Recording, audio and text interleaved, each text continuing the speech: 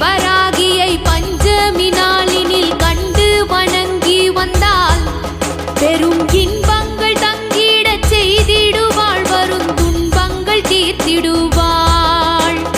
சிங்கத்தின் மீதினில் வந்தருள் செய்திடும் சிந்துர வண்ணத்தினாள், அன்னை செங்கையில் சங்குடன் சக்கரம் கொண்டவள் விஷ்ணுவின் அம்சத்தினாள்.